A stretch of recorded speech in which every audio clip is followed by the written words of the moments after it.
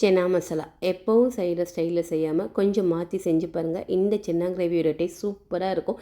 8 மணி நேரம் ஊற வச்ச சென்னாவை கொஞ்சமாக உப்பு சேர்த்து 2 விசில் கொடுத்து வேக வச்சிடலாம். இப்போ ஒரு கடாயில் எண்ணெய் ஊற்றிட்டு சீரகம், பெரிய வெங்காயம், கருவேப்பிலை சேர்த்து வதக்கி விட்டுடலாம். மிக்ஸி ஜாரில் பூண்டு, இஞ்சி, பச்சை மிளகாய், மல்லி இலை ஃபைன் பேஸ்ட்டாக அரைச்சிட்டு அதையும் வெங்காயத்து கூட சேர்த்து பச்சை வாசம் போகிற வரைக்கும் வதக்கி விட்டுடலாம். இப்போ கட் பண்ண ஒரு மீடியம் சைஸ் தக்காளி, வேக வச்சுருந்த சின்ன கொஞ்சமாக எடுத்து மிக்ஸி ஜாரில் சேர்த்து ஃபைன் பேஸ்ட்டாக அரைச்சி அதையும் இது கூட சேர்த்து வதக்கி விட்டுருங்க. அதுக்கு அடுத்து ஒரு 1/2 டீஸ்பூன் மஞ்சள் தூள், 3 ஸ்பூன் மிளகாய்த்தூள், 2 ஸ்பூன் மல்லித்தூள், 1 டீஸ்பூன் சீரகத்தூள், 1/2 டீஸ்பூன் கரம் மசாலா இதெல்லாம் சேர்த்து எண்ணெய் பிரிகிற வரைக்கும் வதக்கி விட்டுட்டு நம்ம வேக வச்சிருந்த சென்னாவை சேர்த்துட்டு இதுக்கு தேவையான அளவு உப்பு, தண்ணி சேர்த்து நல்லா கொதிக்க விட்டுடலாம். லாஸ்ட்டாக 2 ஸ்பூன் தயிரை மிக்ஸி ஜாரில் சேர்த்து அடிச்சுட்டு இந்த சென்னா கூட சேர்த்து ஒரு 10 நிமிஷம் சிம்மில் வச்சுருங்க. நீங்களும் இந்த ஸ்டைலில் ட்ரை பண்ணி பாருங்கள். தேங்க்ஸ் ஃபார் வாட்சிங்.